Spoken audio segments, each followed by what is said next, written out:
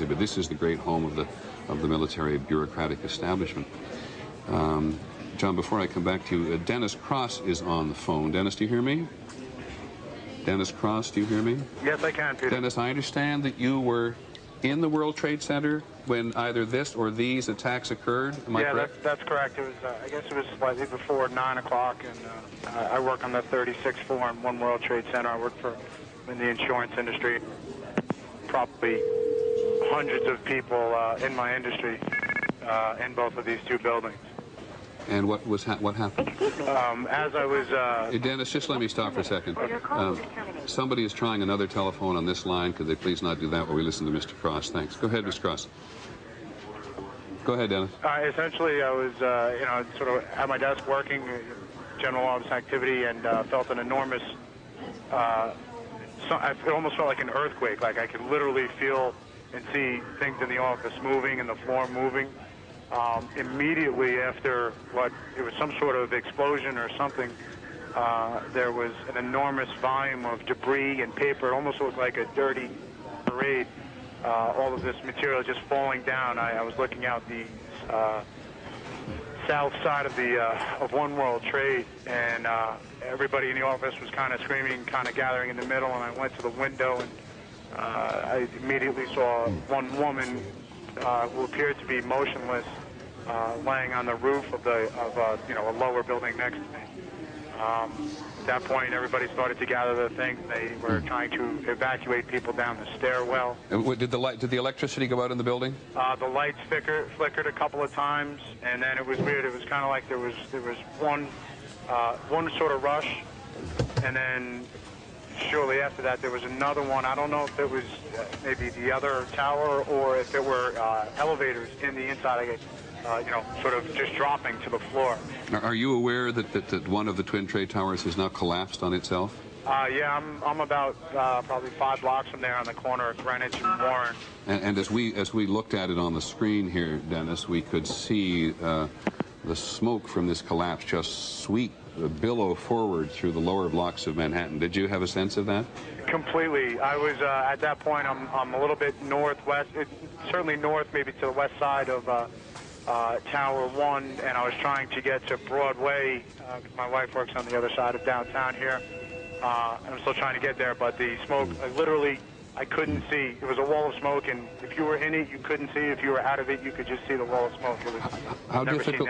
I'm sorry for interrupting. How difficult was the evacuation?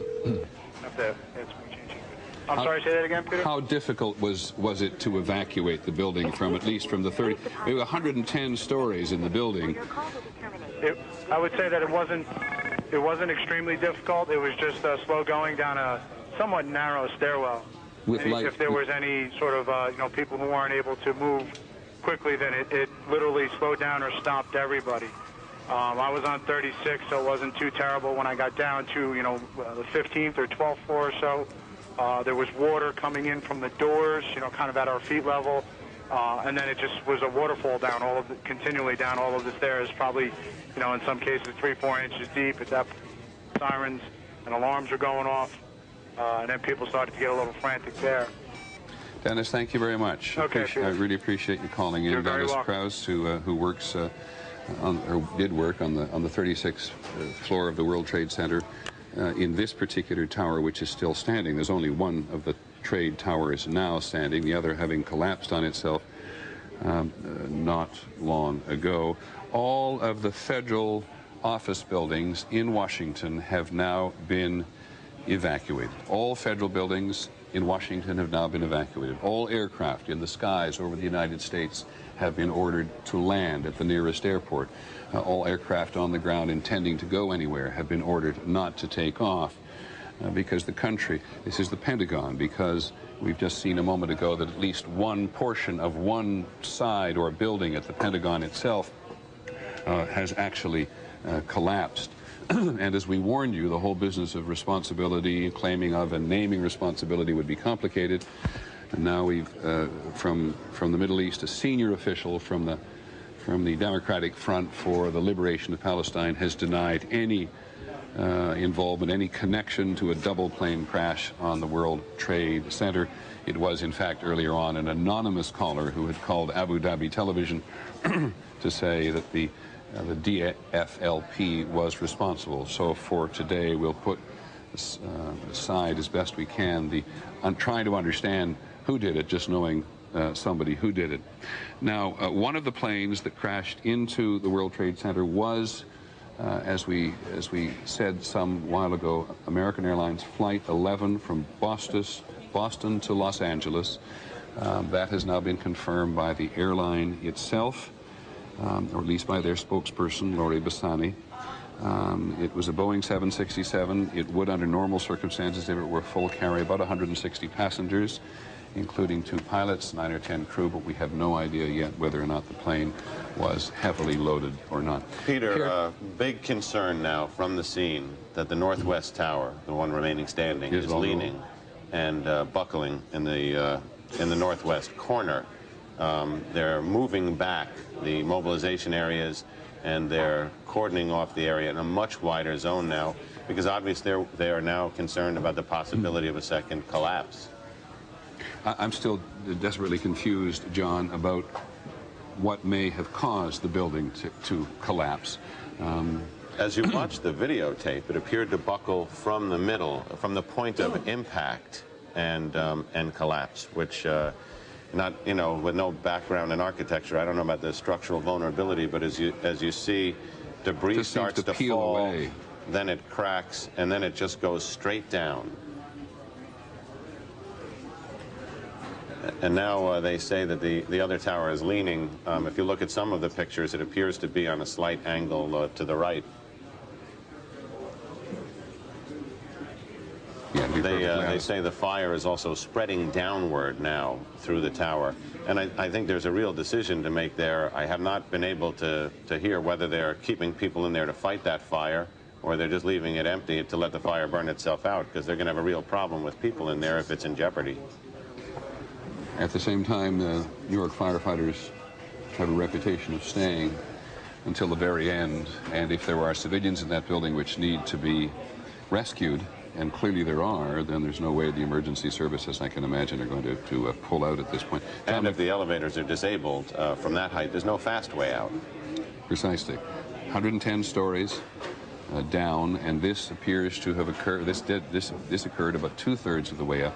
ABC's John McWethy now confirms for us we've had from an eyewitness, or he adds to our eyewitness, saying that a small plane heading north, which is exactly what our eyewitness a little earlier told us, exploded at the base of the Pentagon, at the base of one wing of the Pentagon. They evacuated everyone inside, and there was subsequent concern, which may have led to the FAA decision to ground everything, that there was concern that another plane might be inbound towards the Pentagon.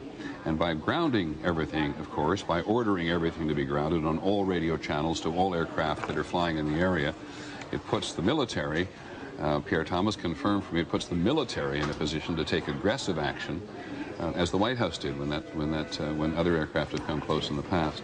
Absolutely, absolutely. What it allows them to do is to get a better sense of incoming. If you're ordering everything down, you're essentially clearing the sky so the Pentagon can see what's coming in. Another question that they have to look at here is whether any of these planes might have been laced with explosives to cause the additional collateral damage once the impact occurred. Yeah, these in every instance, well, I shouldn't say in every instance, certainly in the instance of the Pentagon, it looks more than a single aircraft just exploding on the ground. But again, we don't know precisely the size of the aircraft. We won't speculate on that. But Lisa Stark, who covers aviation for us, confirms that it was American Flight 11 to Los Angeles. There were 90 passengers and crew on board. And there was a second plane. Help me understand this now. So we believe that the 2 aircraft have flown into the trade towers. Both belonged to American Airlines, and they had both been hijacked, and there were 90 passengers and crew on the first plane and 60 passengers and crew on the second plane. That is if there's any doubt about that, someone please contradict me, but that is the report I am getting from our people who cover the Federal Aviation Administration and air travel in general, that there were 2 aircraft hijacked for this attack on the twin trade towers, now the single trade tower in New York City. And on the first, there were both flights to the West Coast from Boston. And the first one had 90 people and a crew on board. And the second had 60 passengers and crew on board.